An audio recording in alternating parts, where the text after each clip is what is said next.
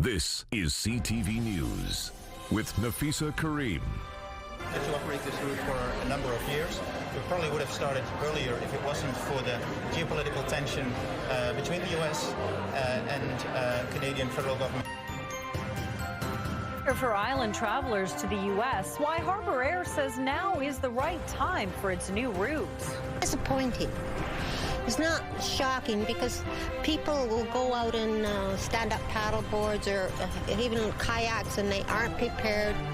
Staying safe on the water, the worrying statistics and warning from the BC Coroner as the weather heats up. Plus, Adam finds out how a mother is supporting her daughter's need for speed at a local skate park. Later on the Sawatsky sign-off. Good evening. Thank you for joining us. Harbour Air is flying its passengers from Victoria's Inner Harbour to Seattle. It's the first time the airline has had an island connection to the United States. The new route is launching amid a shift in the travel trend to the U.S. As CTV's Anna McMillan shows us, Harbour Air believes there is enough demand to establish this long-anticipated route. For the first time in Harbour Air's 44-year history, passengers are boarding a seaplane flying from Victoria to Seattle. We thought the timing is perfect because of the FIFA World Cup. The inaugural flight took off from the Inner Harbour on Thursday morning, the first day of the World Cup. The route takes passengers to Lake Union near downtown Seattle. We've wanted to operate this route for a number of years. We probably would have started earlier if it wasn't for the geopolitical tension between the U.S. and Canadian federal government. The head of Harbour Air says the company monitors demand for travel from Canada to the U.S., which has declined under the Trump administration. He says last year, trips on the route from Vancouver to Seattle fell by 15%. That is completely changed. We have, in fact, increased our flight between Vancouver and Seattle from 1 daily to 2 daily for peak summer. Statistics Canada released new numbers today showing travel from Canada to the U.S. is up for the second month in a row. So we're seeing a slight bump, but it's not like a huge difference. In May, Canadians took 1.9 million return trips from the States, a 9.5% increase from the same time last year. That's still down nearly 29% compared to May of 2024. But also think about it from the reverse side. There might be U.S. travelers who are looking at a strong exchange rate on their end. Canmore Air already flies from Victoria to Seattle. Seattle is a key source market for us in Victoria in terms of the visitor economy. So we definitely see that there are strong numbers of people coming from Seattle to Victoria. So the more routes we can provide for them to come here, the better it is. A one-way trip starts as low as 99 Canadian dollars thanks to a temporary introductory fare. On Harbour Air's website, base fares go as high as $269. I firmly believe that a new route like this, although small in terms of seats and significance, will bring people closer together. A cross-border connection that takes travelers between the two coastal cities in 30 minutes. Anna McMillan, CTV News, Victoria. Summer temperatures aren't the only thing coming to Victoria this weekend. So are tens of thousands of cruise ship passengers.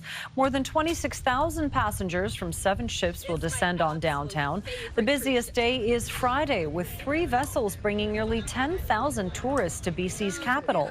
Saturday and Sunday will each deliver around 8,000 visitors. Now, to put this into context, the 7 boats will bring more than the population of Colwood to the region over the 3 days. The Downtown Business Association says this is great news, but adds most of the boats are coming in after 5 p.m., meaning they would have less economic impact than day stops. A section of Pandora Avenue in Victoria's downtown core was closed to vehicle traffic and pedestrians today for the city's 3rd annual Maintenance Day. The city says crews were completing a number of coordinated cleaning projects, including tree work, cutting overgrown lawns, graffiti removal, and asphalt repairs. Vehicle traffic was rerouted along Vancouver Street, causing huge traffic delays throughout the morning. And people who normally gather outside of our place were told to leave the 900 block. It's time for us to really look at a particular series of blocks that have a lot of intensive use and make sure that we take care of some of the more important, responses to that use. So we're up there, we're doing things as simple as changing light bulbs, but also doing things as important as ensuring that the fire hazards are reduced by cutting the grass and ensuring that where there's aspects of the pavement that need to be filled in, that we're doing that. There was a large police and bylaw presence on the block throughout the morning, making sure nobody entered closed-off areas so crews could work. The Harbour is a supervised consumption site next to our place. It wasn't part of the closures, although there were many drug users that didn't feel comfortable accessing the site with the police presence. The organization Doctors for Safer Drug Policy set up a pop-up safe injection site on the 1000 block of Pandora in order to help prevent anyone from using alone. Displacement is literally a killer because people are pushed away from services, people use on their own, people lose their safe supply of illicit drugs and have to go to different dealers, and they die. These are my patients. These are our patients. And part of our job is to be advocating for their safety. The mayor says the city is looking at removing some, if not all, the fencing along the 900 block of Pandora, although deciding which fencing will come down first is still being evaluated. Trading parking space for green space downtown could soon become a reality after Victoria Council passed a motion this morning. Council has asked city staff to explore the idea of turning part of the Johnson Street Parkade into a community garden. The proposal would turn 16 spaces on the parkade's rooftop into a shared community garden space. Council are asking staff to report back on taxpayer costs, water demands, and impacts from lost revenue. A recent report highlighted the lack of demand on Victoria's parkades and a 160-person wait list for free garden space. Capital Region commuters rejoice. After a 5-month rehabilitation project, the Bay Street Bridge is officially open to two-way traffic. Traffic began flowing once again eastbound from Vic West into downtown Victoria around 7 a.m. One lane for westbound traffic was open during the project, causing congestion on the nearby Johnson Street Bridge and other nearby roads. The rehabilitation work included the replacement of an aging expansion joint and upgrades to the crossing's drainage system. The city says the project has now extended the 65-year-old bridge's lifespan. The site still remains an active construction zone for several more weeks. Drivers are being cautioned to expect intermittent overnight closures as the final stages of the work is completed. We made the decision to reopen the bridge to two-way traffic as soon as possible. With that, there's still some overnight closures that will come in the next couple of weeks as the contractor finishes up the project. We're planning the closures would be 7 p.m. to 7 a.m. and we'll be announcing those to the public via social media and our message boards on site to give people advance notice. The city says signal timing changes are also being implemented at nearby intersections to improve safety and manage turning movements onto the bridge. Temperatures are set to soar this weekend across Vancouver Island, and as swimmers undoubtedly flock to beaches and lakes to cool off, the BC Coroner Service has a warning for would-be swimmers. As CTV's Andy Garland shows us, it's already been a deadly start to the season on the water. 79-year-old Ruth Pattison has been on the water paddling most of her life. 50+ years. As a member of the Nanaimo Ocean Paddling Club, it's fair to say choppy waters and sudden mishaps are common. Ever run into trouble on the water? Yeah, it's so unexpected. And wearing a life jacket is second nature for her and believes it should be for everyone. You're dead if you haven't got a life jacket. And when she heard that 18 drowning deaths have been reported thus far this year, including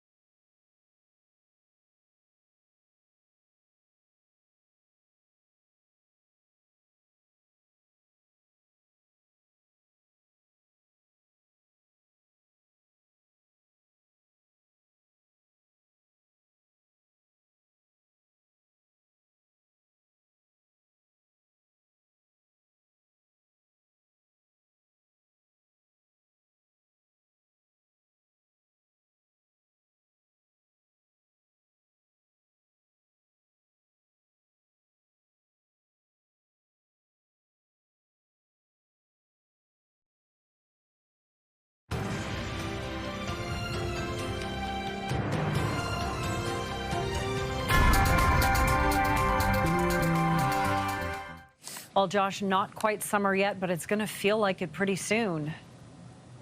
Yeah, it's going to, the summertime heat will arrive 1 week early.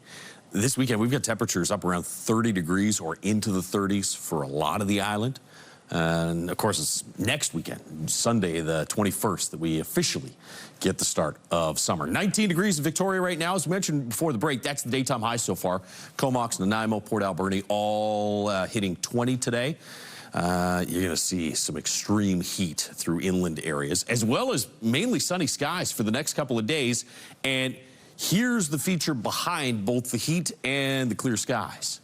Watch this warm air, this big upper ridge start to build in over the course of the next couple of days. I think the peak of the warm spell is going to be Sunday, Monday. That's when we have the best chance for most areas to tie or break some record highs. That won't happen in the north, but as you'll see in a moment, we'll list the record daytime highs and the forecast highs, and in a lot of areas, they are very, very close. It's 18 degrees in the forecast for tomorrow in the north with a mix of sun and cloud. A little more cloud cover in the morning, a little sunnier in the afternoon, and then partly cloudy skies for Saturday. Sunday, you get up to 22 on Sunday, and then a chance of some late day showers on Monday. All right, look at these temperatures. Sunshine after a little bit of patchy fog tomorrow morning. 27 tomorrow, which is the coolest day until Tuesday of next week when the ridge collapses. 35, the record high on Saturday, that one's safe.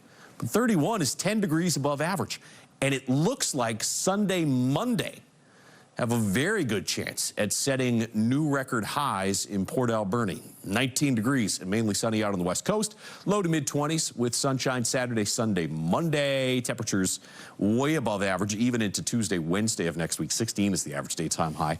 24s for the next 2 days in Comox. Lots of sunshine in the forecast. And then highs close to records, but I think those record highs from 1963 and 1969, they're probably safe. It'll be close to 30, though, both Sunday and Monday.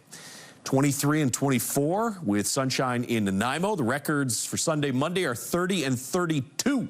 So those as well are probably safe. But, I mean, temperatures to close the weekend and into Monday are going to be about 10 degrees above average. And in Victoria, 10 degrees tomorrow morning. 21 in the afternoon, although closer to the water, especially where the wind blows in off the water, it'll be more like mid-teens tomorrow. Mid-20s on Saturday. Look at Sunday. Record high is 29 from 1999. We're within reach of that. And then the record high for Monday is 28 from 1963. And that we're going to be very close to as well. It does look like by Tuesday, Wednesday, temperatures stay above average, but drop back into the low 20s. So, as we said earlier, the peak will be Sunday, Monday, and we'll keep a close eye on those forecast daytime highs because for a lot of spots, it could be a record setter this weekend. Definitely sunscreen weather. Thanks, Josh. Well, Canada Post says it is moving 500,000 Canadians from door-to-door mail delivery to community mailboxes next year, and many of those addresses are in Greater Victoria. The corporation says community mailbox conversions are a key part of its plan to transform the postal service. On the South Island, the following communities will be transitioned through 2027. Colwood, Esquimalt, Langford, Saanich, Songhees Nation, Victoria, and View Royal. Canada Post says it will engage with local governments to identify suitable locations for mailbox sites.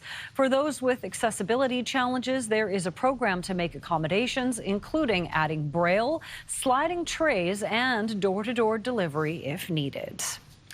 A high-profile Canada-U.S. business summit in Toronto today was centered around talk of CUSMA. While Donald Trump yesterday suggested he wasn't interested in negotiating a new trade deal with Canada, his controversial ambassador is hinting at ways Canada can make it work. CTV's Abigail Beeman now on the game of politics and what we should take away from it. America has a tremendous amount of things where we have a need. America's Man in Ottawa gives context to these comments from Donald Trump on the Free Trade Pact up for review. I'm not looking to renew it, and we don't need anything that Canada has. Pete Hoekstra says there are things America needs, potash and oil, for example. Go into these negotiations very aggressively. And it's Canada's job to sell itself as the best place to buy. I think every time we've met with the Canadian government, the president has always kind of closed the meetings off or consistently said through the meetings, make us an offer. Hoekstra also referenced a positive shift in rhetoric from Doug Ford on his trip to D.C. this week, Pierre Poilievre, and this from the Prime Minister. Canada Strong will help make America great again. What I'm encouraged by is, what we do see as a pivot.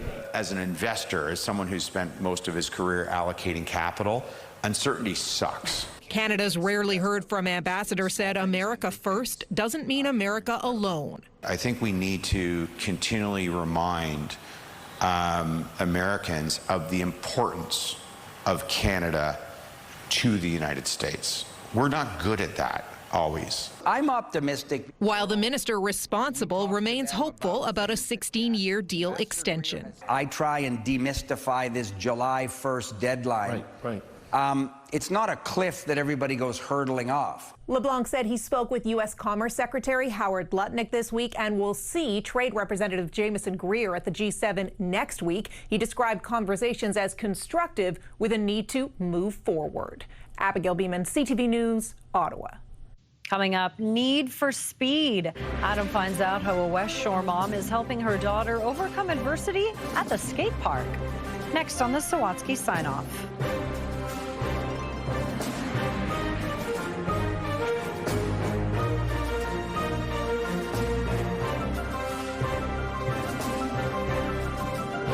See it happen. Send it to CTV News.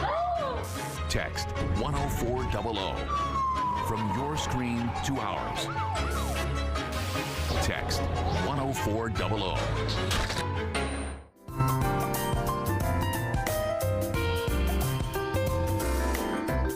Finally, Adam finds out how a mother is supporting her daughter's need for speed at a local skate park on the Sawatsky Sign-Off.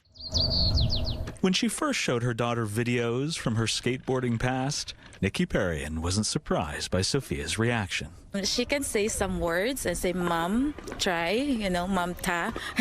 Although, since Sophia was a baby, doctors have used words like cerebral palsy, Nikki says the best word to describe her daughter is adventurous. I want to try. I want to run. I want to jump, But every time Sophia would try those things, her body would do something different. I always encourage her, always say I can do it. So, when she got her walker, Sophia discovered she can be a flower girl. She can splash in the water park, and she can dance like no one's watching. But best of all, hey, come back here. Sophia can show you don't need words to say you have a need for speed. Hey, come back here. She will just run. Yeah. So, when Sophia asked to try skateboarding, Nikki tried to make it work. I always want Sophia to be in every activity, just like any other kids. While Sophia always relishes feeling boundless, Nikki is always working to ensure her daughter never feels confined. Isolated, which we already feeling. Nikki says they haven't been included in birthday parties and have been criticized for Sophia's condition. But you'll always have some people who judge you. So that's why I always say, advocate that, always choose to be kind. And by always facing every challenge with joy, Sophia is always teaching her mom about bravery, resilience, and gratitude. She's teaching me it's such a beautiful journey. Some days are bad and good, but we just need to keep skating. Adam Sawatsky, CTV News. That is it for CTV News Vancouver Island. Thank you so much for joining us. Good night.